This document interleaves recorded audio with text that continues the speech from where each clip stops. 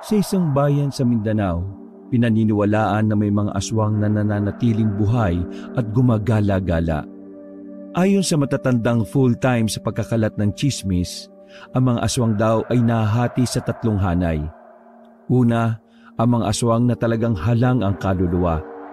Ito ang mga uri ng mga aswang na kapag nakasalubong mo sa daan, bukas ay isa ka ng masarap na sisig sa hapagkainan nila. Sinasabing ang mga ganitong aswang ang siyang nagkakalat ng lagim sa bawat baryo noon. Sila ang mga kalaban ng mga albularyo o manunugis. Ang pangalawang uri naman ng aswang sa listahan ay ang tinuturing nilang walang tiyak na plano sa buhay.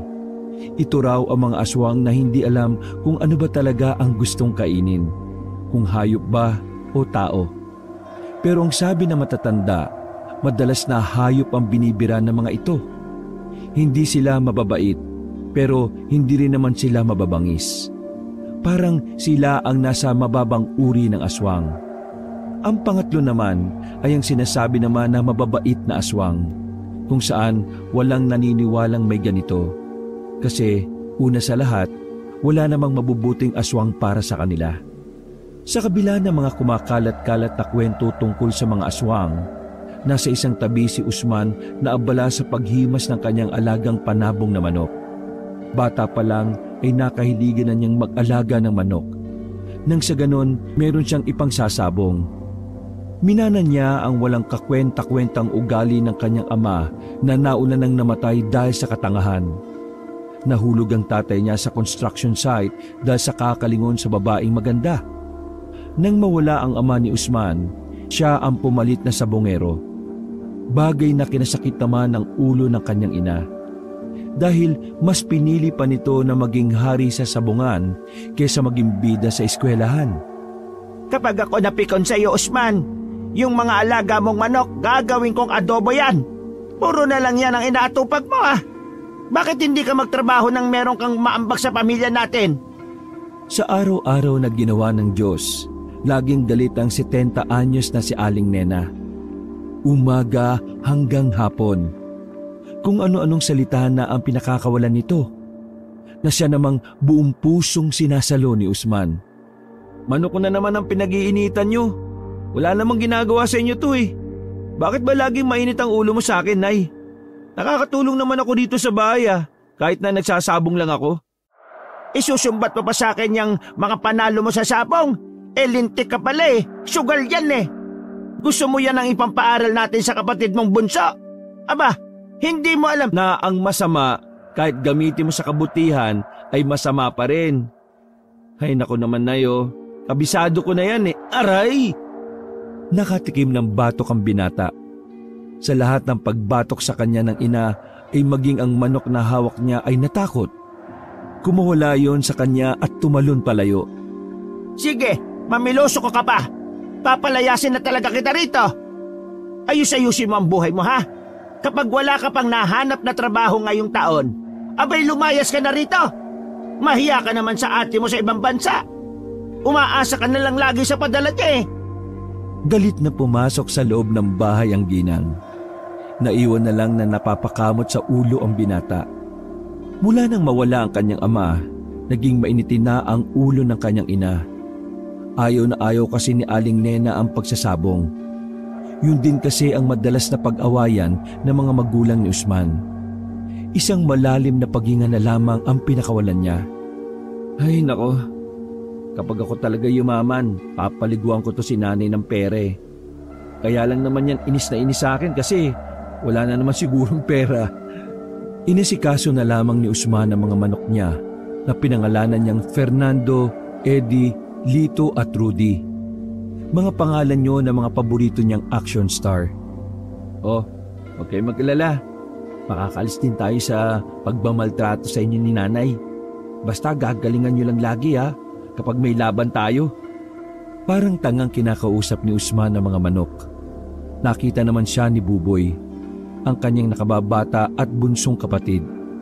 Lumapit ang bata sa kanya habang hawak ang teddy bear nito.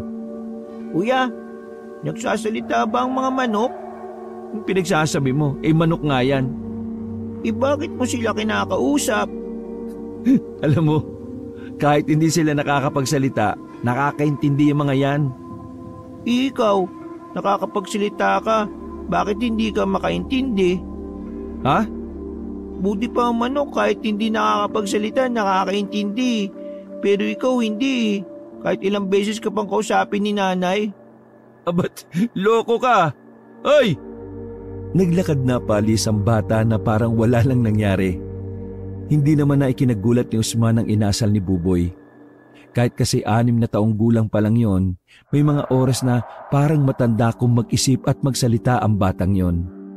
Dahil wala namang sabong nung hapon na yon, dahil sa pag-raid ng mga pulis, pinuntahan na muna ni Usman ang kanyang kaibigan na si Omeng. Ang kaibigan niya na tanging nakakaintindi sa kanya. Dahil pareho silang sabongero na madalas namang umuuwing talunan. Naabutan niyang papalabas pa lang si Omeng ng bakuran nito nang siya'y pumunta doon. Uy! Omeng! Oh, bakit? Saan ka pupunta? Sa sabungan? May alam ka na bang bago? Mukha bang sa sabungan ako pupunta? Tingnan mo nga dala ko, oh. Sungit mo naman. May regla ka yata ngayon eh. Di, pupunta ako sa gubat ngayon. Si ate kasi naglilihi. Gustong kumain ng suha. Akong nautusan na umanap sa gubat eh. Nasan ba yung asawa niya? Nandiyan sa bahay. Kaso nga, naglilihi si ate sa suha na dapat ako raw ang kukuha. Hindi rin raw kakainin kapag iba pumitas eh. Diyos ko naman oh, pambiraan man buhay to talaga oh.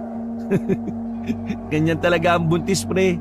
Naalala ko dati, buntis si mama sa bunso namin eh. Walang ya. Inutusan pa naman si Papa na kumuha ng mangga sa bayan, pero dapat yung mangga hugis tatsulok daw. Di ba wala namang ganun? Kaya mula nun, napagtanto ko na minsan nababaliw lang yung mga buntis na yan eh. Tanga, anong nababaliw? Ganun talaga sila. Hindi mo yun maintindihan kung hindi ka pa nabubuntis. Bakit? Nabuntis ka na ba? Ay nako, ewan ko sa'yo. Uy, sama ako. Boring eh, walang sabong. Uy, sige. Samahan mo ako para may katulong akong kumuha ng suwa. Dahil pareho naman silang walang ginagawa sa buhay, sabay na umalis ang dalawa patungong kagubatan. Kaunting lakaran lang naman ang gubat mula sa kanila, kaya nakarating sila kagad doon.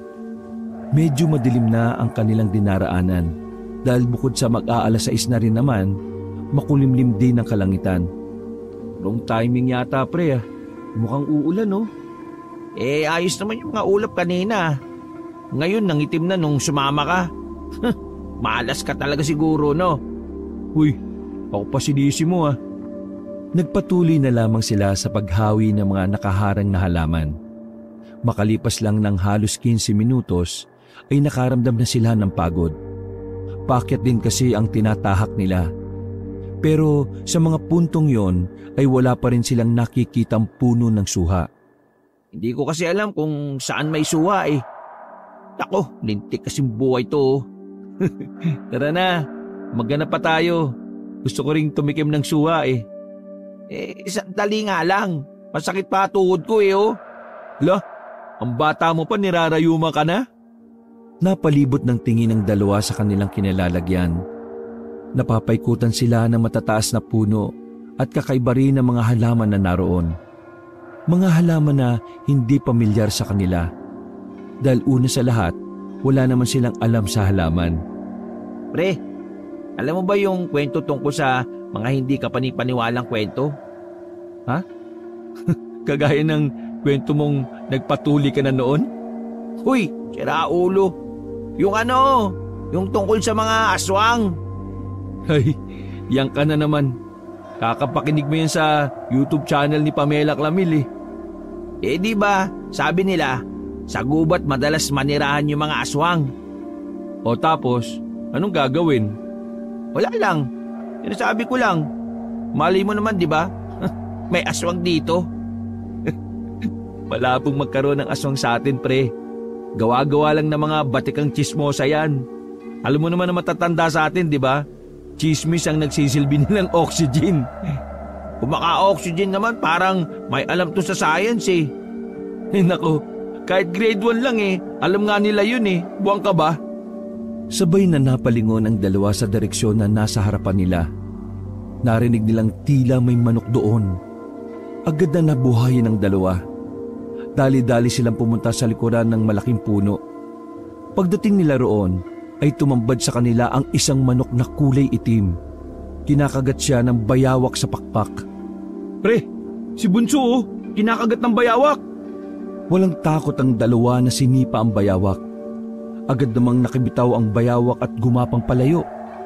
Pre, may sugat siya. Malamang, kinagat ng bayawak eh. Baliw ka pala. Akin na nga. Kinuha ni Usman ang manok at saka sinuri ang sugat. Kinuha pa ng binata ang flashlight na dala ni Omeng. Hindi naman kalakihan. Pero may lason ba yung bayawak? Hindi ko alam. Ang maganda nating gawin, gamutin na lang natin. Paano? Ayun oh, may daon ng bayabas.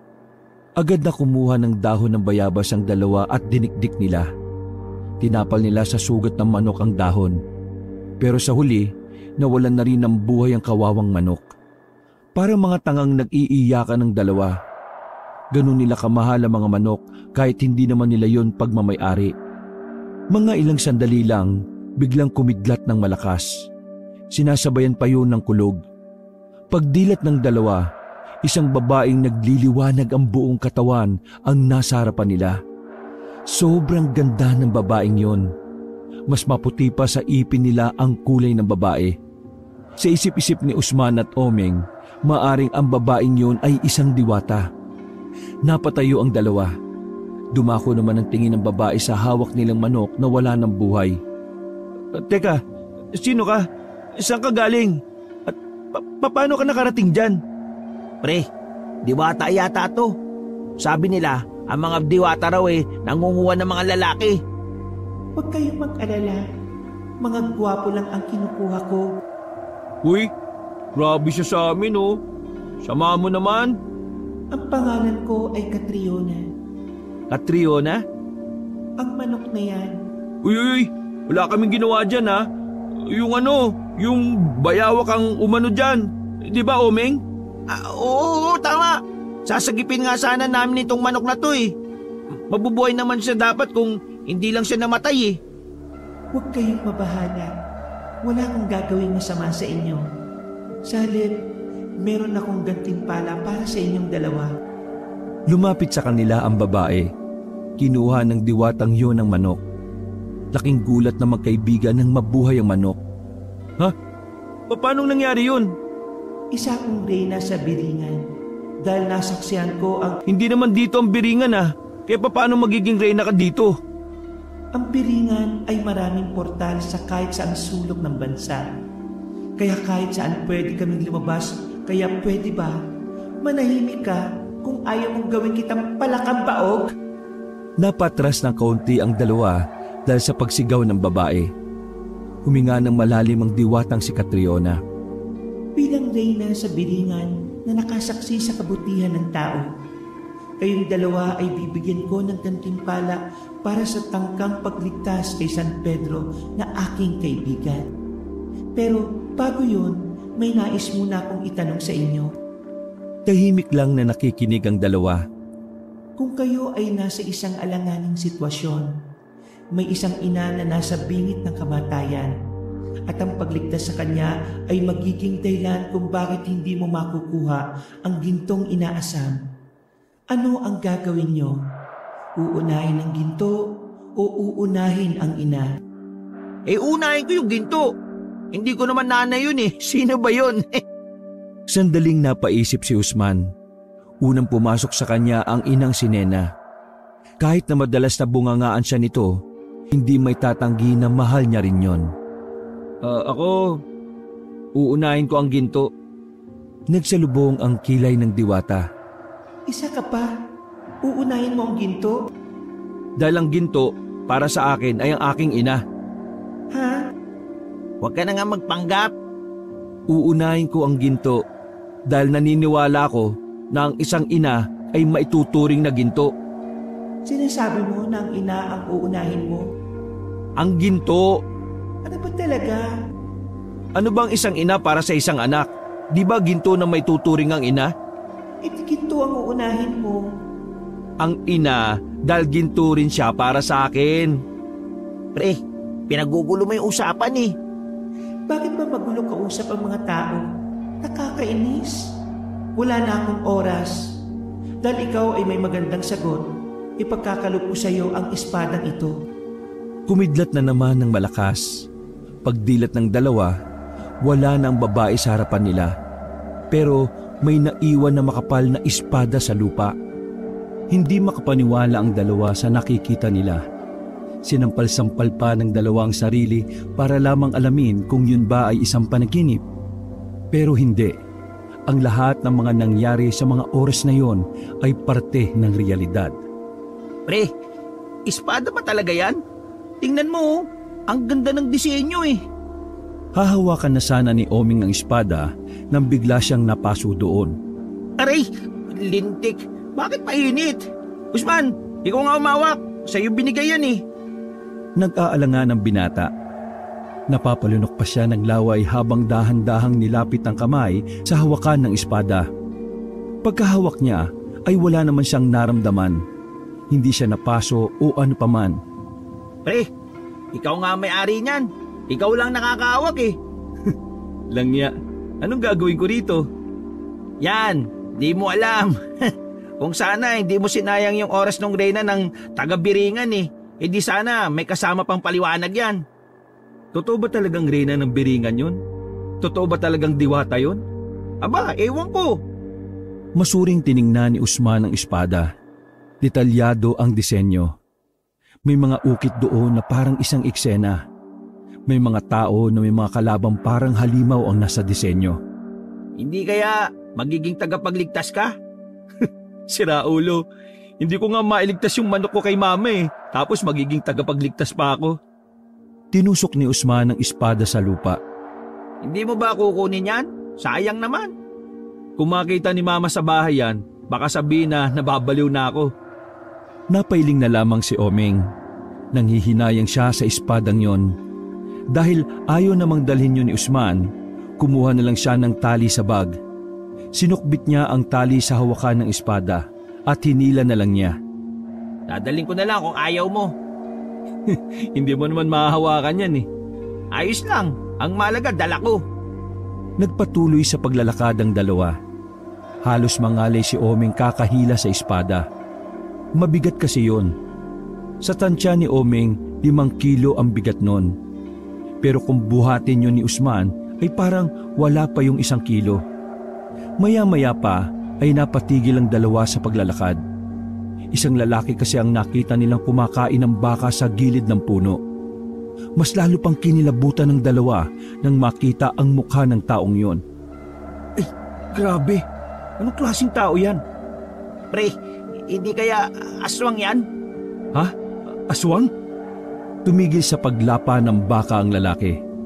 Tumayo yun at tumingin sa kanila. Kitang-kita nila ang nanlilisik nitong mga mata dahil sa lakas ng ilaw na kanilang dala. Teka, isusunod yata tayo. Anong gagawin natin, uy? Unang nilundagan ng aswang ang binatang si Omeng. Pumaibabaw yun sa kanya. Hindi naman nagsayang ng oras si Usman. Sinipa niya ang mukha ng lalaki. Nang hindi yung tablan, ay inulit niya ang sipa. Dinoble niya pa ang lakas. Napaatras ang aswang. Umangil ito na parang simbolo ng namumuo nitong galit. Sa hindi malamang dahilan, dumako ang tingin ni Usman sa espadang nasa lupa. Kinuha niya yon. Nabigla naman si Oming nang hawakan niya lang yon ng isang kamay. Bibigatan? Mas pabigat ka pa sa pamilya nyo kaysa sa espadang ito eh. Wow! Sa iyo pa galing yun, ha? Hindi na nakapagsalita si Usman nang muling lumusob ang aswang sa kanila. Pero hinagupit ni Usman ng espada ang aswang. Tinamaan yun sa katawan. Mula sa hita hanggang sa kaliwang balikat. Agad na bumagsak ang aswang. Walang ano-ano ay unti-unti yung naging abo. Uy! Ang nga, pre! Ang galing mo! Hindi talaga pangkaraniwan niyang espada na yan, pre! Maging si Usman ay gulat din sa nagawa niya. Hindi niya kasi inaasahan na kakayanin niyang pumatay ng isang aswang. Nagtataka siyang nakatingin sa espada. Nanlalaki ang mga mata at hindi makapaniwala. Itong espadang to, ayoko nito. Binitiwan ni Usman ang espada at naglakad palayo. Agad naman siyang sinundan ni Oming para pigilan. Uy! Siraulo ka ba? Nakita mo naman kung anong kayang gawin ng espada. Napatay mo yung aswang oh! Pare, ikaw ang papatay sa mga aswang kung sakaling marami nun dito sa probinsya natin. Naku, ayaw ko ng responsibilidad no. Gusto ko lang maging sabungero. Ay, tanga ka talaga. Gusto mo matuwa sa'yo yung nanay mo, di ba? Ito na yung pagkakataon mo. Ayaw ko nga. Sakit lang sa ulo yan.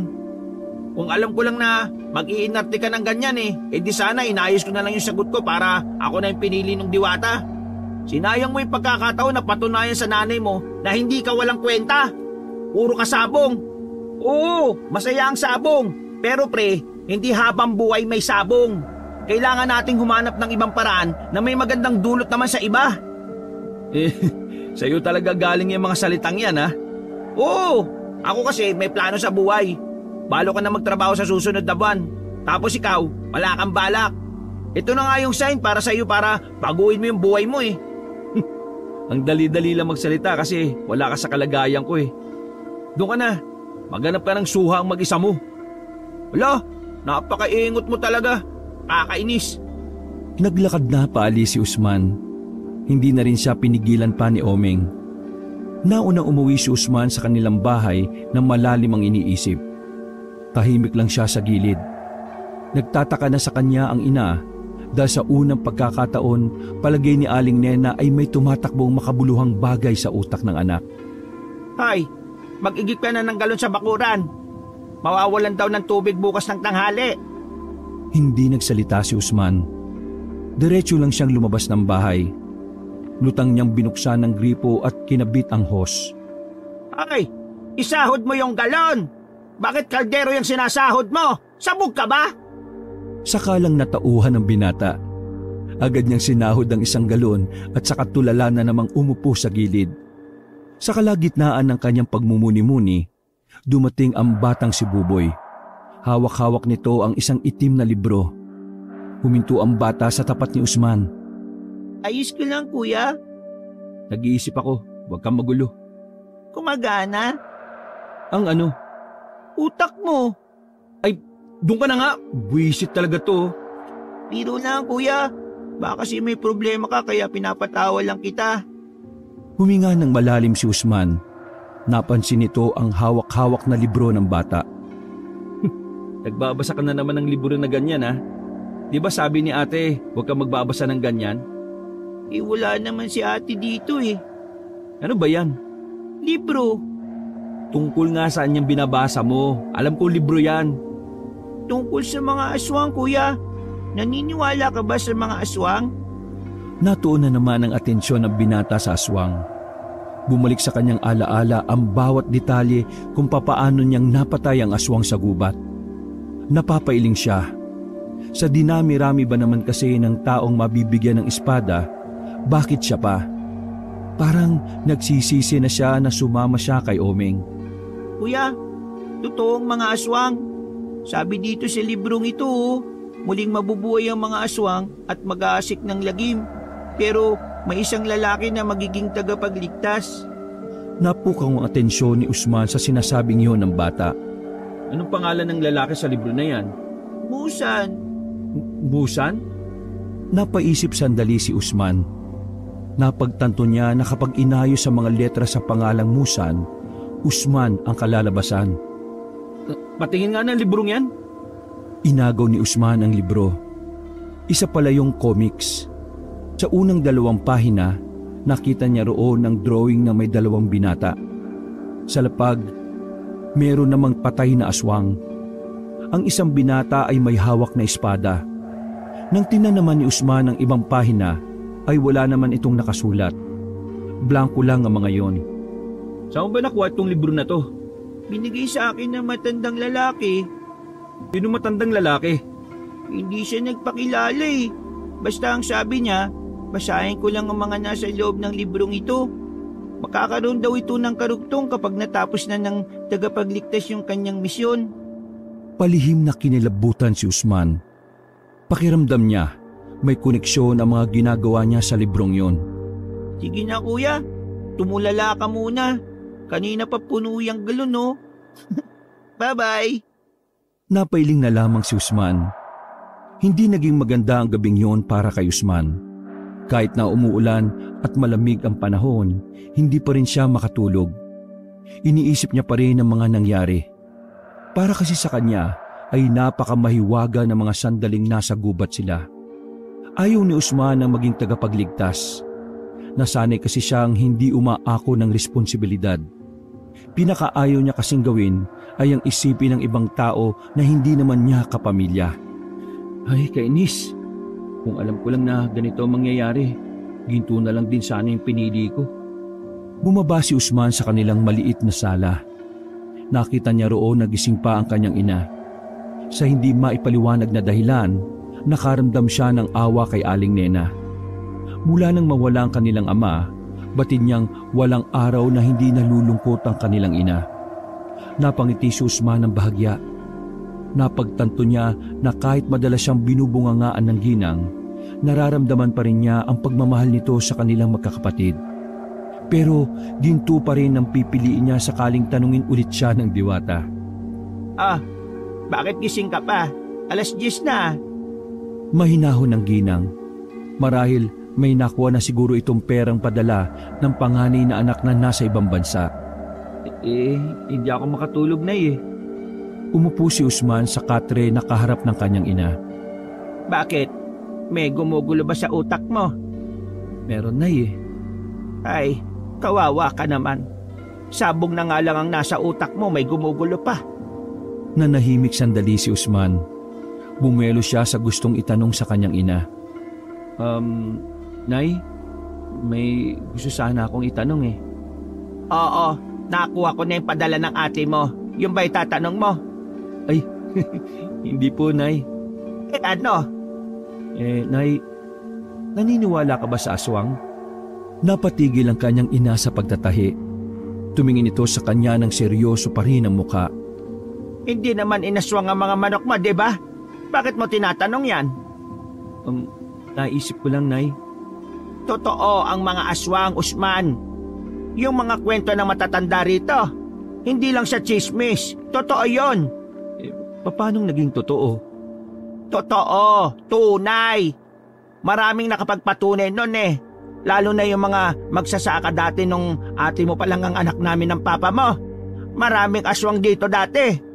Pero ang sabi, unti-unti silang umalis mula nang dumami na rin ang mga tao.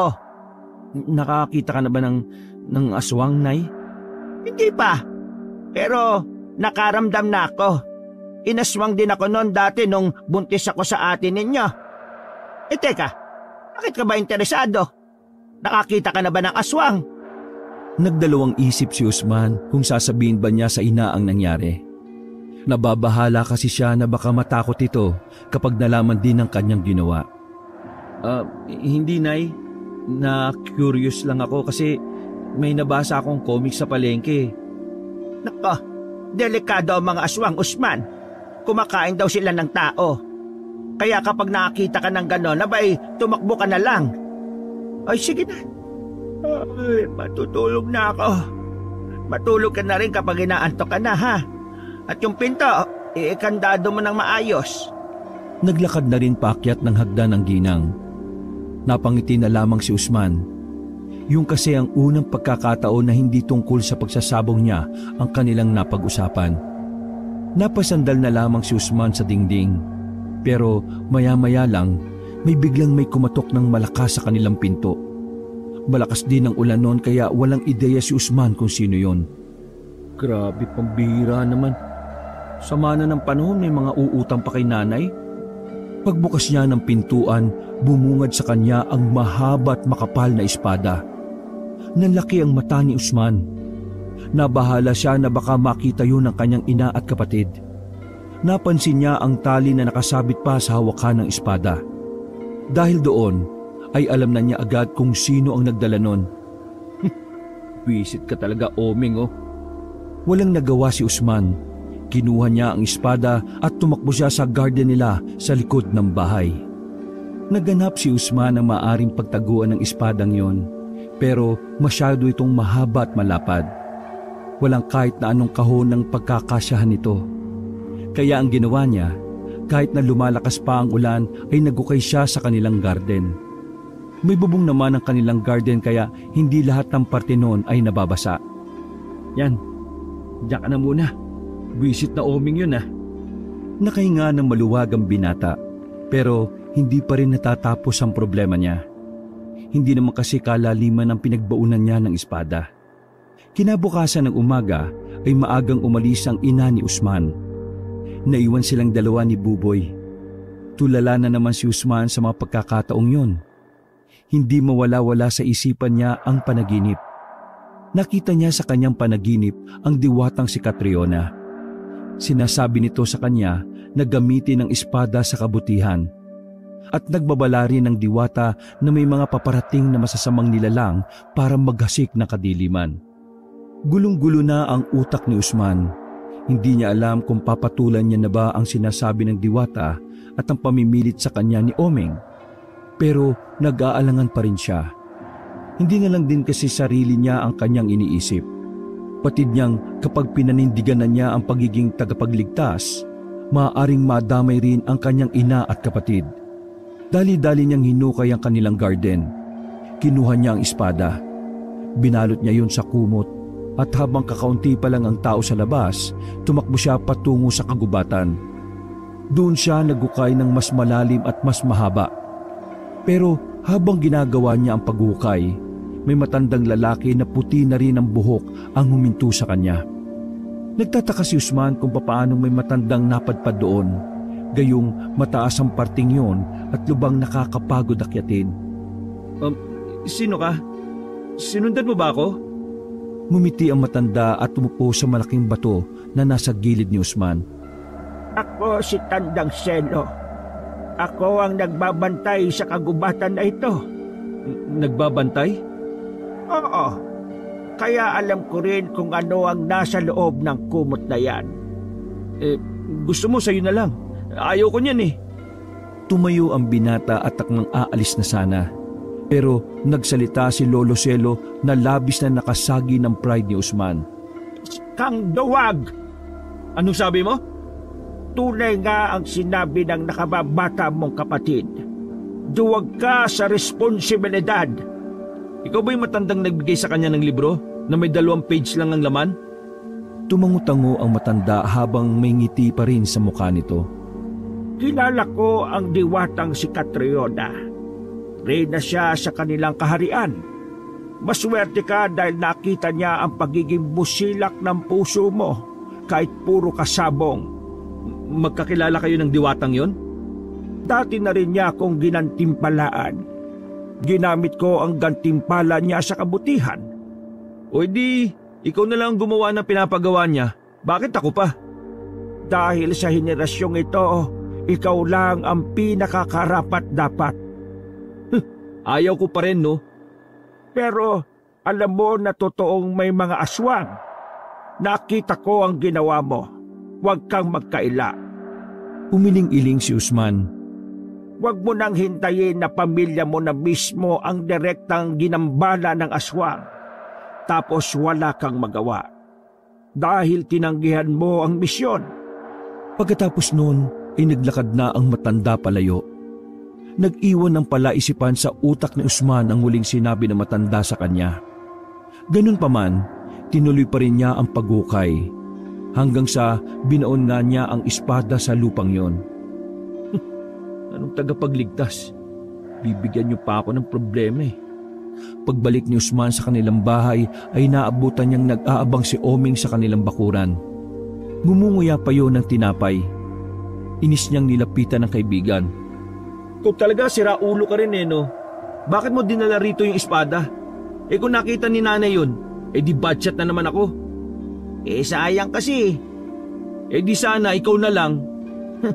Kung pwede lang. Bakit ka ba nandito? Alam kong wala ka namang pakialam eh.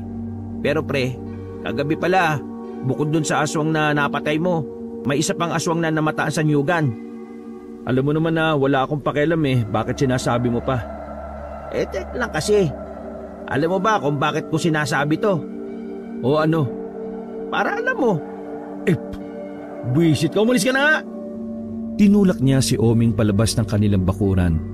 Pumasok na lamang si Usman sa loob ng kanilang bahay at naabutan niya ang librong itim sa ibabaw ng lamesa. Muli niyang tiningnan ang nilalaman ng libro. 2 pahina pa rin ang merong laman. Ang mga natitirang pahina ay nananatiling blanko pa rin. Buboy!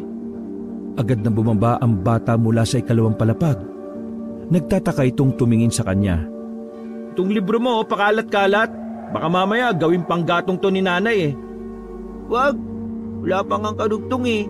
Gusto ko sa birthday ko may kadugtong na ito. Mangarap ka na lang. Umiiling-iling ang binata nang umakyat na lang din ito sa 2 palapag. Natulog lang siya ng natulog. Maggagabi na nang magising siya. Ang una niyang inatupag ay ang kanyang mga manok.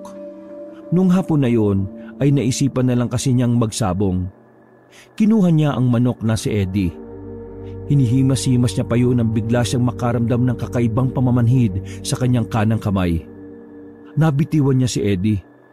Aray, buwisit. Ano nangyayari sa akin? Bakit ganito? Hanggang sa hindi na niya namalayan na humahakbang na pala ang kanyang paa. Uy, ano to? Bakit ako naglalakad mag-isa? Pabilis ng pabilis ang lakad ni Usman hanggang sa tumatakbo na pala siya. Dinala siya ng kanyang mga paa sa kagubatan. Huminto siya sa harapan ng mismong pwesto ng pinagbaunan niya ng espada. Ay nako, sinasabi ko na nga be. Kahit na ayaw hukayin ni Usman, parang may nagtutulak sa kanya na gawin ang bagay na yon. Hindi niya kayang pigilan. Sunod-sunuran lang siya sa kanyang kamay. Natagpuan na lamang niya ang sarili na binubungkal na ang pinaglibingan niya ng espada. Hanggang sa tuluyan na nga niyang nakita ang espada. Kinuha niya yon. Paghawak niya sa espada, may narinig siyang tila mga yabag ng paa. Nagtago siya nang maramdamang may paparating.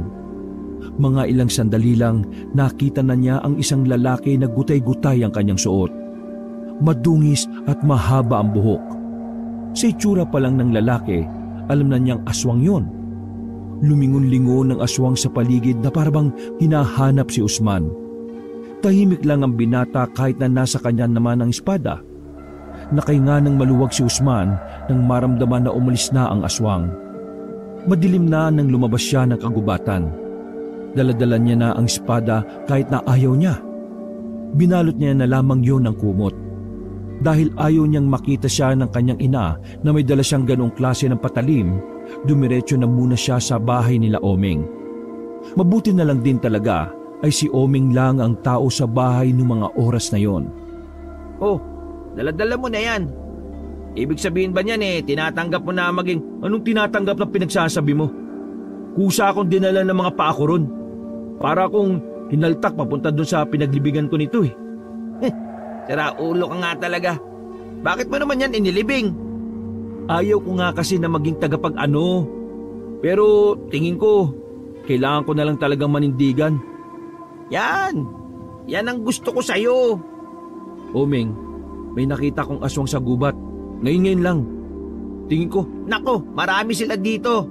Pero nagtatago lang. oo, ganun nga. Ay, sa dami ba naman ng tao, bakit ako pa kasi yung napili eh? Nakakainis. Paano na yung sabong ko? Matagal pa bago magkaroon ulit ng sabungan dito. Kaya yan na lang muna ang pagkaabalahan mo. Pumatay ka na lang muna ng aswang. Ang saya nun, di ba? Natigil ang kanilang pag-uusap nang may dumaan na nagtitinda ng balot. Tumigil yon sa tapat ng bakuran nila Oming kahit na hindi naman sila bibili. Sandaling napatingin sila sa lalaking yon. Sumenya si Oming na hindi sila bibili. Pero kakaibang ngiti lang ang itinugon nito sa kanila. Nang lalapitan na sana nila ang lalaki, bigla na lang may pinukol na kutsilyo ang lalaki patungo kay Oming. Mabilis na tinulak ni Usman ang kaibigan. Habang ang nagtitinda naman ng balot ay nagmamadaling makaalis. Abay, lokong yun ah. Yung mata niya, aswang siya. Hindi maintindihan ni Usman ang nararamdaman niya ng mga sandaling yon. Parang may kung anong nagtutulak sa kanya na sundan ng lalaki. Tila hindi rin mapakali ang kanyang kamay habang hawak ang espada. Pre, Tingin ko, eto na yun. Bahala na. Wala naman akong choice eh. Napipilitang tumakbo si Usman patungo sa direksyon na pinuntahan ng lalaki.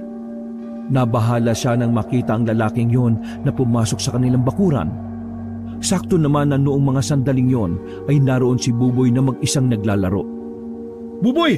Umalis ka dyan! Pero huli na ang lahat. Hawak na ng lalaki ang kanyang nakababatang kapatid. Bitiwan mo yan! Di ba ikaw yung tuta ng diwata? Tingnan natin kung ano ang magagawa mo. Abay, siraulo ka pala eh. Hindi ko naman gusto maging kalaban nyo eh. Pinilit lang nila ako. Kaya bitiwan mo na yan. Hindi mo ako kalaban. Manahimik ka. Pinatay mo ang kasama ko. Ah, kasama mo ba yon? Eh, hindi ko sinasadya. Kaya nga nakikiusap ako sa iyo eh. Huwag mo nang idamay ang batang yan. Lahat ng malalapit sa iyo ay dadamay ko. Total, uubusin mo rin naman ng mga aswang. Hindi ba? Aray! Napasigaw ang lalaki nang biglang kagatin yun ni Buboy. Nang mabitiwan nito ang bata ay dali-daling tumakbo si Buboy palapit sa kanyang kuya. Ngayon natin subukan yung tapang mong aswang ka. Tinanggal ni Usman ang nakabalot na tela sa espada. Pagangat ni Usman ang espadang yon ay kuminang pa ito sa ere. Napanganga naman ng batang si Buboy. Pagkabahala naman ang bumakas sa mukha ng aswang. Sige pre, maslangin mo na yan! Walang ano-ano ay mabilis na tumakbo si Usman palapit sa lalaking yon. Tinamaan niya ang lalaki sa balikat. Pero nakatalon pa yon palabas ng kanilang bakuran at nagpalit ng anyo bilang paniki. Lumipad yun ng paggewang-gewang. Kuya, ang galing mo! Isa ka bang tagapagligtas? Daldal mo. Pumasok nga muna tayo. Nang masigurong umatras na nga ang aswang, ay pumasok na sila sa loob ng bahay nila. Wala roon ang ginang na si Nena kaya malayang hawak-hawak ni Usman ang espada. Omeng, yung pakiramdam ko. Bakit? May masama ka bang nararamdaman? Hindi. Buhay na buhay ang dugo ko. Parang sinasabi ng puso't isipan ko na panindigan ko na ito. Ang sarap. Ang sarap pala ng pakiramdam. Nakatingin pa si Usman sa espada. Maging siya ay namamangha sa biglang pagbabago ng kanyang pananaw. Pero kakaiba ang aswang na yun ha. Hindi siya naging abo. Kaya dapat magsanay ka pare. Excuse me, nandito po ako. Ay, oo nga pala. Hoy, ikaw Buboy, wag ka magsasabi kay nanay tungkol dito ha. Pagagalitan ako nun. Sabihin mo muna sa akin kung ikaw ngayon nasa libro ng tagapagligtas. Ay nako, hindi no. Pinagsasabi mo. Basta, wag kang maingay kay nanay ha. Hindi ako magsasabi sa kahit na sino. Sa isang kondisyon. Pre, bata ba talaga yung kapatid mo? Ewan, 1 taon na yata yan sa loob ng tiyan nung sinilang eh. Kailangan makumpleto ang laman ng librong itim ko. Paano ko naman gagawin yun? Ako ba gumawa niyan? Pambira ka. Basta, huwag ka magsasabi ha. Kahit magkano, bibigyan kita. Nanahimik na ang batang si Buboy. Muli namang binalik ni Usman ang tela na pinambabalot niya sa espada. Tanga! Nanay mo! Ano? Tanga si nanay? Baliw! Ibig ko sabihin nanay mo, nandyan na! Itago mo na yan, bilis! Natatarantang tumakbo paakyat si Usman. Inilagay niya ang mahabang espada sa ilalim ng papag niya. Habol ang kanyang hininga nang masigurong nasa maayos na kalagayan na ang espada, bumaba na rin siya sa kanilang sala. May bisita ka pala, Usman. Hindi ka man lang naghanda ng pagkain nagluto naman ako. Oh, hindi na po, Tita Nena. Ayos lang po ako. Hindi, sumabay ka na sa amin sa pagkain. Hiya-hiya pa to. Gusto rin naman. Bibig mo, bisita yan. Mama, alam niyo po ba, si Kuya? Sobrang kaba ang naramdaman ni Usman ng mga sandaling yon. Pati rin si Omeng ay hindi rin makahinga ng maayos. Sinenyasan na nga ni Usman si Buboy para lang hindi ito magsumbong. Ano ang kuya mo? Tumingin muna si Buboy kay Usman. Sumilay ang nakakalokong ngiti ng bata. Si Kuya po ay tao. Nakahinga ng maluwag si Usman at Omeng noong mga sandaling yon. Sabay-sabay na lamang silang kumain.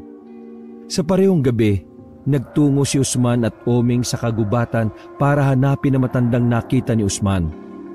Medyo kabado silang dalawa dahil alam nilang maaring may nakasalubong silang aswang. Bawat lakad nila ay palingon-lingon sila sa likuran at sa gilid-gilid. Oh, nandito na tayo. Nasaan na yung matanda? Hintayin na lang natin. Sabi niya, tagabantay siya ng kagubatan eh. Wala ka bang alam na pantawag para lumabas siya kagad? Wala eh. Pero subukan ko kayang... Ako ba ang inyong hinahanap? Nagulat ang dalawa nang marinig ang tinig na yon. Dali-dali silang humarap. Oo, hinahanap nga ho kita. Tamang-tama. Maliwanag ang buwan. Masarap pag-usapan ng mga bagay-bagay. Umupo ang matanda sa malaking bato. Tinukod nito ang tungkod sa lupa at naghimasimas ng kanyang balbas. Ano ang gusto mong malaman? Nandito ako para sabihing tinatanggap ko na ang misyon. Alam ko na ang dahilan. Oo na, tama ka na. Ngayon, sabihin niyo sa akin, paano ko lalabanan ng mga aswang? Hindi pa ako marunong gumamit ng espada eh. Amang-tama. Sasanayin na kita dahil nalaman ko na kung saan ang mga lungga nila. Ano, handa ka na ba? Ngayon na ba tayo magsasanay? Oh, hindi pwedeng bukas. Hindi pwedeng sa susunod na mga araw. Sa loob lang ng magdamag na ito, dapat matuto ka. Dahil kung hindi, bahala ka na sa buhay mo. Pambihira naman. Kayo itong pumilit sa akin na maging tagapag-ano ninyo eh. Tapos mabadaliin niyo ako. Yaman na pre, ayos lang yan. Kung konti lang matututunan mo, yung iba, matututunan mo na lang yun sa karanasan mo. Tama ang kaibigan mo. Hindi lahat matututunan mo mula sa iba. Tumayo ang matanda. Nagulat na lang bigla si Usman nang hagupitin siya ng tungkod nito. Mabuti na lang ay mabilis na naisalag ni Usman ang malapad na espada. Uy, teka! Sa tunay na laban, walang teka-teka. Labanan mo ako na para akong aswang na kailangan mong paslangin.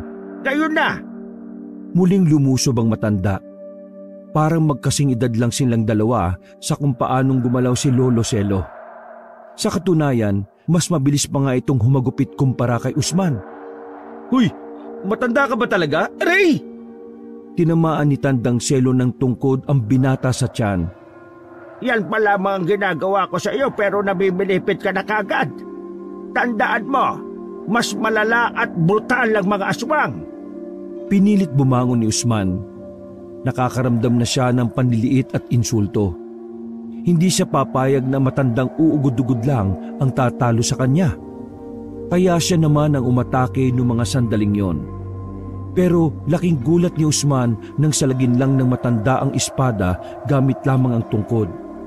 Maging si Oming ay natumba sa kinauupuan nang dahil sa labis na gulat. Pinagpapapalo na matanda si Usman hanggang sa mabitiwan na ng binata ang hawak nitong espada. Walang palag si Usman. Tuluyan na siyang natalo sa laban na yon. Nawalan pa siya ng malay dahil tinuktok siya sa ulo ni Tandang Selo. 4:00 na ng madaling araw nang magising si Usman. Napabangon siya kaagad nang makita niyang nasa isang kubo na sila. Nasaan tayo, Omeng? Nandito tayo sa bahay ni Tandang Selo. Nawala ka ng malay sa laban niyo eh. Diyos ko, napakahina. Tinungkod ka lang na matanda eh. Nasaan na si Tandang Selo? Maglalaban ulit kami. Aray! Ay sakit. Naramdaman ni Usman ang pagkirot ng ibang parte ng kanyang katawan. Angya, paano ko harap sa mga aswang kung sa matanda lang hindi na ako manalo? Pwede ka namang humarap sa kanila. Napatingin silang dalawa ni Oming sa pintuan ng kubo. Pumasok ang matanda at dala ang pinakuluang barakong kape. Hindi mo naman na kailangan magsanay. Kaya nga ikaw ang napili ni Catriona eh. Kasi alam niyang may natatago kang talento sa pakikipaglaban. Para saan pa yung ginawa natin? Wala. Sinaktan lang kita para masanay ang katawan mo sa sakit. Gustuhin man ni Usman na gumanti pero masakit pa ang buo niyang katawan. pakiramdam niya ay binugbog siya ng taong bayan. Ano yan, pre? Hindi ka pwedeng umuwi ng ganyan. Mayayari ka sa nanay mo. Ito kasing matandang to lakas ng trip Oh, huwag ka mag-alala. Mamaya ay lalagyan kita ng mga gamot para mawala ang iba mong nararamdaman. Dahil kinabukasan ng gabi, sasabihin ko sa iyo kung saan mo makikita ang mga lungga nila. Biglang sumeryoso si Usman noong mga sandaling yon. Sigurado ka ba na kaya ko talagang lumaban? Pagtiwala ka sa sarili mo, Usman. Tiwala lang. Teka, tungkol sa libro, totoo ba na kung ano yung mangyayari sa akin, madudugtong dun sa libro na ibinigay mo sa kapatid ko? O nga, kaya kung gusto mong magandang kwento ang mabasa ng kapatid mo, abay, ipanalo mo ang laban na ito. Sa totoo lang, wala naman akong malalim na dahilan para lumaban Wala namang kasalanan sa akin ng mga aswang Pero gagawin ko na lang ang makakaya ko para makabuo ng magandang kwento. Huwag ka pag-alala, pre. Kapag ikaw namatay, ako nang bahala sa kape at biskwit. Doon na nagpalipas ng oras ang binatang si Usman. Si Oming lang ang umuwi para sabihin kay Aling Nena na may pinuntahan si Usman. Naiwang mag-isa si Usman sa kubo. Umalis din kasi ang matandang si Selo. Sinamantala na niya ang halos buong maghapon para sanayin ang kanyang sarili. Hindi na rin kasi masakit ang katawan niya noon, kaya kahit na papaano ay nakakakilos na siya. Hapon na makabalik si Tandang Selo. May dala itong kasuotan na siya namang pinasuot nito kay Usman. Yan, sinuot ko nung kabataan ko yan. Yan din ang sinuot ko nung unang kinalaban ko ang mga aswang sa kapis. Nilaban mo ba ito? Siyempre naman, mas mabango pa yan sa kilikili mo. Nilabas ni Tandang Selo ang isang papel. Binigay yun na matanda sa binata. Nang basahin yun ni Usman ay nakita niya ang mga lugar na nakasulat doon. Ang mga lugar na yan ay lunggaan nila. Ngayong gabi, pwede mo na silang isa-isahin. Tumangon na lamang si Usman. Bumalik na muna siya sa kanilang baryo. Palihim niyang pinagmasdan mula sa labas ang kanyang kapatid at ina. Bumuntong hininga si Usman. Inisip niya na lang din na ang gagawin niya ay para protektahan din ang kanyang pamilya. Dinaanan niya si Oming. Si Oming kasi ang magsisilbi niyang kanang kamay. Gusto rin naman ni Oming na maging alalay ni Usman. Tuwang-tuwa kasi ito sa tuwing nakikitang tinataga ni Usman ang espada sa mga aswang. Ano, handa ka na ba? Ayos na ako. Ikaw ba? Hindi na ba masakit niya katawan mo? Medyo masakit pa rin pero konti na lang. Excited na ako. Ang saya nito. Anong masaya? Mapanganib yung gagawin natin, no? Tara na nga. Sinimulan na ng dalawa ang maglakad. Sumakay sila ng jeep. Yung ibang pasahero ay napapatingin kay Usman dahil sa pagiging abala ng espada sa espasyo. Pakita mo kaya sa kanila yan para hindi na tumingin. Siniko na lamang ni Usman ang kanyang kaibigan. Makalipas lang ng ilang sandali ay nakarating na rin sila sa isang barangay. Ayon sa unang lugar na nakasulat sa papel, may isang pamilya ang aswang na naninirahan sa barangay na yon. Kalmado lang si Usman nung mga sandaling yon. Hindi niya rin maunawaan kung bakit parang naglaho ang kaba sa kanyang kalooban. Nang marating na nila ang tapat ng bahay ay inihanda na ni Usman ang kanyang sarili. Omeng, lumayo ka ng konti. Lumapit si Usman sa pintuan. Kinatok niya yon at saka muling dumistansya. Mga ilang sandali lang, lumabas na mula sa loob ang isang ginang. Sa unang tingin pa lang nila Usman, ramdam na kagad nila na aswang ang nasa loob ng pamamahay na yon. Magandang gabi. May itatanong lang sana ako. Hindi nagsalita ang ginang, pero masama na ang tingin nito kay Usman. Aswang po ba kayo? Pagsabing yun ni Usman ay agad na pumasok ang ginang sa loob ng bahay.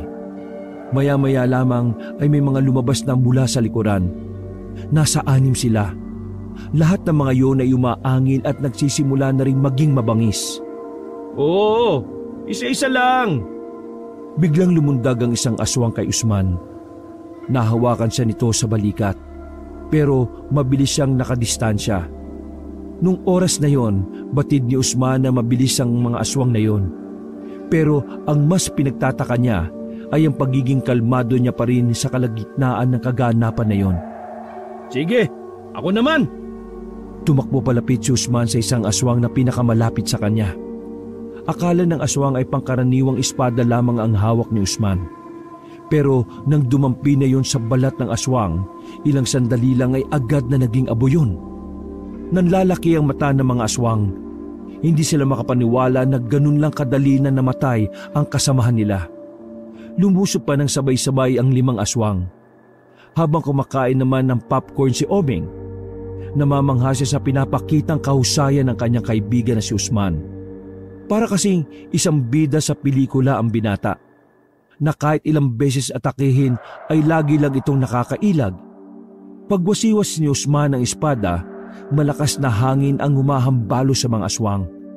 Dahilan para humambalo sila sa tapat ng bahay. Naglakad si Usman sa mga aswang. Tinaga niya agad ang haligi ng tahanan ng mga aswang na yon. Naging abo yun kagaya ng nauna. Nagalit ang mga natitirang aswang. Umayo ang mga yon at balak na si Oming ang lusubin. Buti na lang mabilis na nakabalik si Usman patungo sa kaibigan. Nakayuko niyang naitarak ang espada sa isang aswang. Paghugot naman niya ng espada ay sa kanya binira ang isa sa gilid. 2 na lang ang natitira. Ang ina at ang isang lalaki na mukhang panganay. Hindi niya matutuloy ang binabalak niyong panggugulo sa payapang buhay ng mga tao. Mas lalong nagbago ng anyo ang ginang. Mas sumaba pa ang nguso nito at ang mga kuko. Pero bago pa man matapos ang pagpapalit niya ng anyo, tinaga na yun ni Usman. Lalaban pa sana ang lalaki pero yun ang huling nakatikim ng espada. Naging abo ang lahat ng mga aswang na naroon. Hindi man lang nahirapan si Usman. Napapangiti na lang siya dahil nagawa niyang talunin ang mga yon. Tara na, Omeng. Pumunta na tayo sa pangalawang lungga. Astig mo talaga. Sabi naman sa iyo magandang madudulot sa iyo ng espadang yan Sayang, ako na lang sana para nararanasan ko rin pumaslang ng aswang. Huwag ka muna magsaya, Omeng. Nagsisimula pa lang tayo. Wala pa tayo sa nakakasabik na parte ng kaganapang ito, no? Bago sila umalis, nakita nila ang ibang tao na nakakita sa nangyari. Lahat ng yon ay nagtataka. Mabuti na lang at may kadiliman sa parting yon. Kaya naman kampante si Usman na walang nakakakilala sa kanila. Malapit lang ang pangalawang lungga na nasa listahan. Mula sa pinanggalingan nila ay halos 10 minutong lakaran lang. Sa pangalawang sagupaan, mas marami ng aswang ang nakatapat ni Usman. Pero kagaya ng nauna, ginawa niya lang abo ang mga aswang na naroon. Isa-isang pinuntahan ni Usman ang mga lungga ng mga aswang. Walang kahirap-hirap niyang pinagpapapatay ang mga naabutan niyang aswang. Hindi man lang nakasugat sa kanya ang kanyang mga nakalaban. Isang patunay lamang yon na siya talaga ang karapat-dapat para sa espada. Omeng, maganda ka. Sa huling lungga na pupuntahan natin, naroon na ang mambabalot na aswang. Base kay Tandang Selo, yun daw ang pinakamalakas sa lahat Kaya kailangan natin magdoble ingat. Huwag nating mamalitin ang kalaban. Baka sa mukha ni Oming ang namumuong kaba. Hindi na kasi biro ang susunod nilang pupuntahan. Ang huling lungga ay hindi na pangkaraniwang aswang ang mga naroon. Lumipas lang ang ilang sandali, narating na rin nila ang isang malaking bahay pero makaluma. Maliwanag sa labas dahil sa dami ng ilaw. Sa pagmamasid ni Usman, alam niya na hindi sila basta-basta makakapasok sa bahay. Kaya kailangan nilang mag-isip ng magandang paraan. Kayong bang mapalabas yung 2 bantay na yon? Oo, ako bahala dyan. O mag-iingat ka hindi tangay ang mga yan.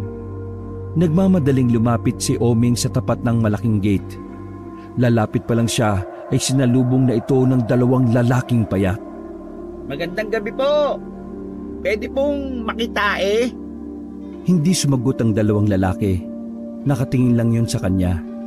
Samantalang si Usman naman ay palihim na lumalapit sa kanila. Ayaw nyo? Kumuha ng bato sa gilid si Oming at binato ang isang lalaki. Tinamaan yun sa muka Tatakbo na sana pali si Omeng nang mabilis siya nitong nahabol. Nahawakan siya ng lalaki sa damit. Akmang kakagatin nito si Omeng pero bigla na lang lumitaw si Usman. Hinagupit nito ng espada ang aswang. Pagkatapos, pinukol naman ni Usman ang espada patungo naman sa direksyon ng isa pang bantay. Bilis, tara! Ayos! Pumasok na sila sa loob ng malaking bahay. Tahimik, nakakakaba ang pagiging kalmado ng paligid. Para bang walang tao sa loob. Pero hindi naging kampante ang dalawa. Lalapit na sana sila sa main door ng bahay nang biglang may mga palasong tumusok sa pader. Agad na hinawi ni Usman si Omeng at yumuko silang dalawa. Nagtago sila sa sasakyan na nakaparada sa garahe. Langya pre, namamana sila. Ano gagawin natin?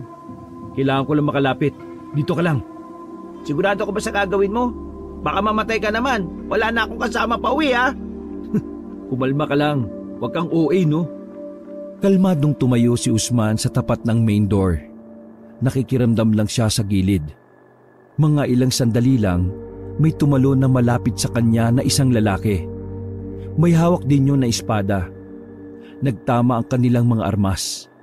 Mas mabilis ang ginagawang pagkilos ng aswang na yun. Pero di hamak na mas malakas ang bawat pagwasiwas ni Usman. Nasaan ang amo mo mababalot? Sa halip na sumagot ang lalaki ay muli itong umatake. May sinaboy yon na kung anong powder sa harapan ni Usman. Dahil doon, napuwing ang binata.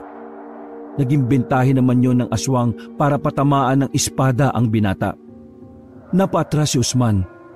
Tagas agad ang dugo sa kanyang braso.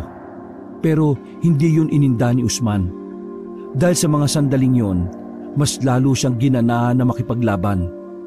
Itinaas niya sa ere ang kanyang espada. Mula itaas ay winasiwas niya yon sa direksyon ng kalaban niya. Malakas na hangin naman ang humambalo sa aswang. Bumalandra yon sa gate. Tutuluyan na sana ni Usman ang aswang na yon pero biglang may dumating. 3 aswang din na kasing katawan lang ng 2 bantay. Meron ka pa palang backup ha? Omeng, ngayon na! Tuwang-tuwa si Omeng dahil sa wakas magagamit na rin niya ang napulot niyang granada sa gubat. Agad na inalis ni Omeng ang pin ng granada. Hinagis nito ang granada sa kinaroroonan nila Usman. Mabilis din namang nakapagtago si Usman sa gilid. Lasog-lasog ang katawan ng 3 aswang. Pero buhay pa ang aswang na may hawak na katana. Hindi na nagsayang ng oras si Usman. Tinaganan niya yun sa likuran. Nang mapatumba na ang kalaban sa labas, tuluyan nang nakapasok sa loob ng malaking bahay si Usman. Pero sa kasamaang palad, wala roon ang mambabalot na aswang. Wala siyang inabutang kahit na sino sa loob. Pero nararamdaman ni Usman na may mga nagmamasid sa kanya roon. Huwag na kayo magtago! Alam kong nandiyan kayo! Lumabas na kayo! Tapusin na natin to ngayong gabi! Naglabasa ng mga nasa itaas. Hindi yun bababa sa 10. Lahat ng yun ay nakatakip ng itim na tela ang mga mukha. Parang mga ninja yun pero aswang. Hindi inaasahan ni Usman na sabay-sabay na lulusob sa kanya ang mga nilalang na yon. Kahit na mabilis umilag si Usman, sa dami ng umaatake sa kanya ay nahihirapan na rin siya. Idagdag pa na ang unang tinamaan sa kanya ay ang kanang kamay niya. Ganun pa man, hindi niya pa rin binibitiwan ang espada. Maigpit ang hawak niya roon kahit may tagas na ng dugo mula roon. Mas may mga utak ang mga ito kumpara sa kanina. Pag-atake ulit ng mga aswang ay nagawang tamaan ni Usman ang isang lalaki. Pero sa halip na maging abo, bigla na lang naging katawan ng puno yon. Ha? Ilusyon? Tama, isang ilusyon lang ang mga ito. Kailangan ko lang mahanap kung alin dito ang totoo. Dahan-dahang umatras si Usman. Habang paabante naman ng mga aswang, sinusuri ni Usman ang mga yon kung alin ang naiiba. Pero lahat ng yon ay magkakapareho talaga. Muli, bumwelo si Usman. Pagwasiwas niya ng malakas ng espada, tumalsik ang mga yon sa pader. Pero wala pa ring nangyari. Hindi pa rin lumalabas ang tunay. Wisit, hirap nito ah. Sugutan na si Usman ng mga sandaling yon, pero hindi siya maaaring sumuko. Sa kanya nakasalalay ang kaligtasan ng maraming tao sa kanilang baryo. Kapag natalo siya roon, maaring pagharian ng mga aswang ang kanilang lugar. Isip, Usman, mag-isip ka. Umataking muli ang mga aswang. Pinagkakalmot siya ng mga yon. Sa puntong yon ay hirap na rin siyang makailag. Pero nang mapatingin siya sa main door, nakita niyang naroon na si Omeng. Baliw ka, bakit ka pa pumunta rito? Napalingon ang mga nilalang kay Omeng. Naglabas lang si Omeng ng isang tali ng bawang. Napatigil ang mga aswang na yon sa paglapit. Napansin ni Usman na isa sa mga magkakapareho na yon ang tila na ilang. Parang dumistansya siya na makita ang bawang. Agad na sumilay ang ngiti sa mukha ni Usman. Alam na niya ang kanyang gagawin. Pinahirapan mo pa ako ha. Takot ka naman pala sa bawang eh. Muling tinukod ni Usman ang espada at tumayo ng medyo hingal. Buong lakas siyang tumapak sa lamesa at tumakbo papunta sa isang aswang sa dulo. Tinaga niya ang aswang na yon sa dibdib. Pagkabagsak ng aswang, naging katawan na ng punong kahoy ang iba pang aswang. Tinanggal ni Usman ang takip sa mukha ng lalaki. Sumusuka na yon ang dugo. Ano? Sabi mo sa akin, nasaan ang pinakaamo ninyo? Wala, huli ka na. Wala na siya rito. Alam mo ba kung nasaan siya? Pinuntahan niya ang kapatid at ang ina mo. Nagtayuan ang balahibo ni Usman at nanlamig siya bigla. Sa galit ay muli niyang tinaga ang aswang na yon. Kailangan natin makabalik sa baryo. Nasa panganib ang buhay ni nanay at ni Buboy. Ha? Eh di ba may nilagay naman tayong pangontra sa bahay niyo? Basta, bilis na. Kahit iika-ika na, ay tumakbo pa rin sila paalis. Nang may mapadaan na tricycle ay agad nilang itong pinara. Baliwala na para kay Usman ang mga sugat na kanyang tinamo. Ang tumatakbo lamang sa kanyang isipan ay ang kaligtasan ng kanyang ina at ng kanyang kapatid. Mabilis naman ang biyahe, kaya ilang minuto lang ay nakabalik na sila sa baryo. Karipas nilang tinahak ang bahay nila Usman. Pagdating nila roon, may mga tao na sa tapat ng kanilang bakuran. Naku Usman, ang mama mo at si Buboy, kinuha sila ng mga lalaki. Nako, kawawa naman ang bata. Nanlumo si Usman, parang gumuho ang mundo niya noong mga sandaling yon. Pagpasok niya ng kanilang bahay ay may nakita siyang sulat na nasa lamesa. Nang basahin niya yon ay nalaman niyang ang mambabalot na aswang ang dumukot sa kanyang ina at kapatid. Pinapapunta siya nito sa isang liblib na bundok na hindi rin naman kalayuan. Ano pre? Lalakad ako mag-isa. Huwag ka nang sasama ha. Sa ganyan lagay mo? Ano, baliw ka na ba? Hindi ako pwede magsama. Isa pa, mapapahamak ka rin dahil hindi basta-basta aswang ang mga naroon. Pero, huwag ka nang makulit. Usapang pamilya na to. Labas ka na rito. At hindi ako parte ng pamilya nyo? Matapos ang lahat ng nangyari? Ganyan ka ba talaga kamanid, Usman? Ano ba? Puro ka drama. Dito ka lang. Kung ano man ang mangyari sa akin, tanggapin mo na lang. O sige na. Tinapik ni Usman sa balikat ang kanyang kaibigan. Naglakad na rin siya paalis at nagmamadaling marating kagad ang gubat. Mahaba-haba ang kanyang lalakarin kaya binilisan na niya ang kanyang paglalakbay. At makalipas nga ng halos 2 oras na paglalakad, nakita na niya ang isang barangay sa ibabaw ng bundok. Hindi pa man nakakalapit ang binata, nararamdaman na niyang puro aswang ang mga naroon. Huminga siya ng malalim. Diwatang Catriona, gabayan mo sana ako. Pakiusap. At Diyos ko, Panginoon, kayo na pong bahala sa amin. Kayo na pong bahala sa amin ng nanay ko at ng kapatid ko. Lakas loob na lumapit si Usman sa barangay. Bungad pa lang ay hinarang na siya ng mga aswang. Maya-maya lang ay dumating na rin ang aswang na mambabalot. Hila-hila naman mga kalalakihan ang ginang at bata na parehong nakatakip ang bibig. Tingnan mo nga naman, isang modernong mandirigma ang naririto. Isang binatang nauto ni Tandang Selo. Pakawalan mo silang dalawa. Ibibigay ko ang espadang ito. Bakit? Tingin mo ba interesado ko dyan? Alam mo kung anong kailangan ko? Ang ulo mo! Kung ganon, malalaman natin yan. Pumorma na ng pakikipaglaban si Usman. Iho, hindi ka pwedeng lumaban sa akin. Kasi kapag ginawa mo yon, itong dalawang ito, gugulong ang ulo. Kaya kung ako sa'yo, kung gusto mo pa silang mabuhay, sumuko ka na sa akin. Umiling-iling ang kanyang ina. Maging si Aling Nena ay hindi papayag sa gusto ng mga aswang. Pero hinagis ni Usman ang espada sa harapan ng pinunong aswang. Kasunod noon ay lumapit ang mambabalot na aswang. Pinagsasapak siya nito sa muka sa harapan ng kanyang ina at kapatid. Hindi pa nakontento ang aswang na yon. Pinagkakalmot nito si Usman sa likuran. Malakas nga ang espadang dala-dala mo, pero kulang ka pa sa karanasan. Hindi mo ako matatalo dahil wala ka pa sa kalingkingan ko, bata! Napatingin si Usman sa kalangitan. Nakita niyang may itim na ulap at ang panakanakang kidlat na naiipon doon. Natawa na lamang si Usman. Bagay na ipinagtaka naman ng mga aswang. Anong nakakatawa, ha? Nakakatawa kasi dumadating talaga ang tulong kapag nasa bingit ka na ng kamatayan eh. Anong pinagsasabi mo? Nagulat na lang silang lahat nang biglang tumama ang kidlat sa espada ni Usman. Tinamaan din ng ibang aswang, habang ang mambabalot naman ay nakailag. Tumayo si Usman. Parang nagkaroon siya ulit ng panibagong lakas. Wala na siyang nararamdamang hapdi sa kanyang katawan.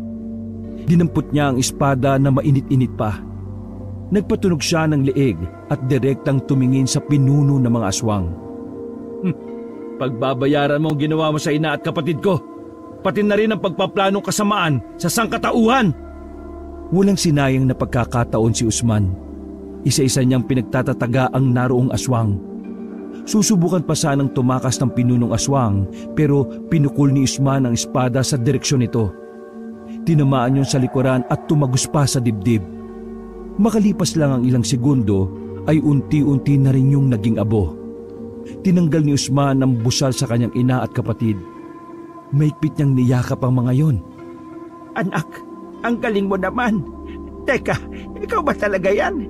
Hindi ganyan ang anak ko yung sukarol na sabongero pa. Ay, si kuya talaga yan. Tagapagligtas kaya siya, di mo lang alam. Nagsana yan si kuya na umawak ng espada eh. Di ba kuya? Tumango-tango si Usman. Nay, Buboy, ligtas na kayo. Pwede na tayong umuwi. Hindi ako makapaniwala. Ganyan ka na lang sana, Usman. Diyos ko, kaysa magsabong-sabong ka. Nagtawanan na lamang sila noong mga sandaling yon. Sabay-sabay na silang umuwi at nakabalik naman sila ng ligtas. Tuwang-tuwa si Oming nang malaman na natalo na nga ni Usman ang mga aswang. Ganun ba nang nangyari, hindi pinagsabi nila Usman ang tungkol sa pagiging tagapagligtas niya. Ayaw niya kasing maging bukas na libro ang buhay nila sa publiko. Makalipas ang isang linggo, kaarawan na ng batang si Buboy. Simpleng handaan lamang naman ang nangyari. Pero espesyal ang regalo na ibinigay ni Usman para sa kapatid na bunso. Buboy, naalala mo yung sinabi na matanda na kapag natapos na ang misyon ng tagapagligtas, madudugtungan ang kwento sa librong ito? Ito na oh. Basahin mo, buo na yung libro. Halos magtatatalon sa tuwa ang batang si Buboy. Pero hindi pa pala doon nagtatapos ang lahat. Napalingon sila sa labas ng bakuran nang makita roon si Tandang Selo at ang babaeng si Catriona. Nakasuot ang mga yon ng pangsimpleng tao lamang. Pre, di ba sila ano yun? Usman, kilala mo ba sila? Nay, mga kaibigan sila. Mga mabubuting kaibigan na kabutihan din ang nais. Nilapitan ni Usman ang dalawa sa labas. Nakangiting nagsalita si Catriona sa kanya. Usman, dahil natalo mo ang mga aso, may gantimpala ako ulit sa'yo. Bibigyan kita ng manok. Total, mahilig ka sa sabong. Halos magningning ang mata ni Usman noong mga sandaling yon. Sumenyas ang babae sa gilid at may lumabas doon na isang lalaki. May bit-bit na bilao. Ha? Ano yan? Manok, pero nilitsyon. Tumawa ng malakas sa matanda at ang babaeng si Catriona. Naglakad na rin ang dalawang yon palayo habang napapakamot na lamang sa ulo si Usman. Sa huli ay isang malapad na ngiti na lamang din ang naisukli niya. Habang papalayo ang dalawa ay kumakaway pa si Usman. Nagpapasalamat siya dahil sa tulong nila. Nalaman ni Usman na may mas makabuluhan pa pala kesa sa sabong. At yun ay ang ipagtanggol ng kabutihan ang mga tao laban sa kasamaan. Wakas. Hello mga ka-KB, mga ka-abangers. Sabi nga nila, ano daw, bagong tawag sa atin, hindi na mga ka-KB, mga kabangers, mga kabanong abangers, kabangers. So ito na naman po ang inyong kabanong, no? Nako, meron po akong good news sa inyo. So meron po tayong panibago na naman pong channel, no? Kasi talagang gusto namin patuloy kayo na bigyan ng mga iba't ibang magagandang kwento, mapa-horror man yan o mapa-aswang, no? So gusto po namin na makapagbigay sa inyo ng patuloy at walang sawang entertainment. So para pagka kunwari tapos na po ninyo akong pakinggan at marami pa kayong ginagawa at gusto nyo pa rin pong makinig na mga kwentong mga kababalaghan, meron naman po tayong isa na naman pong bagong channel. Ito po ay ka-Team KB po natin. Ito po ay ang mga kwento ni Lola Telang. Yan. So babae naman po na matanda ang magkukwento sa inyo. Pero ang boses sa likod ng Lola Telang ay walang iba kundi si Miss Yvette Tagura Resurrection. Opo, actually po itong si Miss Yvette, kung hindi niyo po nitatanong, siya rin po ay isang batikang voice actor o voice actress. Opo, sa mga Korean telenovela, mga Mexican novela. Siya po ay nagdadub at siya rin po ay nagdedirect, okay, ng mga characters po. Okay, so kasama po natin siya sa dubbing. And at the same time, ito malupit, artista po ito.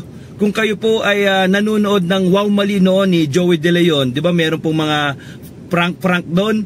So siya po ay artista, okay, doon sa Wow Mali. So kumbaga hindi lang po ito voice actress, kundi talagang artista po ito on camera. Ayan. So ngayon po ang maganda po niya ay na-invite na po natin siya na maging ka-Team KB po natin at magbibigay sa inyo ng mga kwentong kababalaghan, horror at saka mga aswang, no. So ang good news niyan, kasama rin po ako dito ni Lola Telang. Opo, yung kumbaga si Miss Yvette, siya si Lola Telang at iba pang mga iba't ibang boses ng babae, iba't ibang characters. Ngayon, pagdating naman sa lalaki, ako naman po, ang inyong abang lingkod, ang magboboses. So, for the first videos, ako po magiging kapartner niya. Yan. Kaya kumbaga talagang grabe, hindi na po kayo mabibitin sa pakikinig sa ating mga horror and aswang channel, no. Marami na po tayong ini-invite talaga para mag-entertain sa inyo. Dahil sabi ko nga madalas, no, palagi nakikita ko po sa comment na yung mga OFW especially po na talagang alam niyo po habang nagtatrabaho, imbis na nai-stress sila, pagod, 'di ba? Ang daming problema dito sa Pilipinas.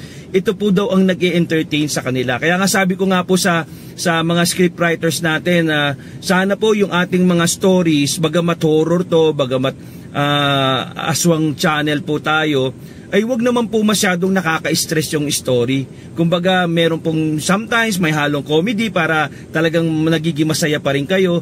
Tapos ang ending po niya ay maganda. O, di ba? Kaya yan po ang kaibahan natin sa mga iba't ibang channels ng horror. So bukod sa may mga dramatization, talagang may imagine nyo talaga yung eksena dahil nga po talagang dinadrama po namin ito, ay may magaganda rin po itong mga ending. Kumbaga hindi kayo mababad trip, no? So tapos kumukuha pa po tayo ng mga malulupit na mga voice actors and actresses. Ayan, para po mag-entertain sa inyo. So ngayon po, meron po tayong kauna-unahan, okay, na video. Kaya so again, talaga pong sana po ay mahiling ko po sa inyo isang malupitang suporta. Mag-subscribe po tayo dito sa mga kwento ni Lola Telang na channel. This is a horror channel, no? So sana po ipakinggan nyo rin po. Mag-like po kayo, don't forget to like, ha. Tama po yung ibang nakibasa ko sa comment na minsan po ang dami pong views, pero mag-like at comment parang hindi po balanse. Alam niyo po, sa totoo lang, yun na lang po ang pinakatulong niyo po sa amin. Kaya alam niyo po, sabi ko nga, yung mga nagko-comment kayo, nababasa ko po yun at yun po ang nagpapalakas sa amin, di ba? Kasi sa totoo lang, ang hirap po talaga biro mo magkukwento ka 1 oras mahigit, di ba? Pero pag nakita ko po yung mga comment nyo, di ba, yung mga like nyo, sobra po talaga kaming nai-inspire ulit na gumawa po ng mga kwento para sa inyo. Kaya sana nga po, masuportahan nyo rin po kami ng pag-comment, pag-like, at syempre, mas maganda, yung mga hindi pa, kumbaga bago lang sa channel namin, mag-subscribe po kayo. Alright po, so maraming salamat po. So once again, ihanda na po ang inyong mga headset, okay, yung mga earpods po ninyo at pakinggan po natin ang mga kwento ni Lola Telang.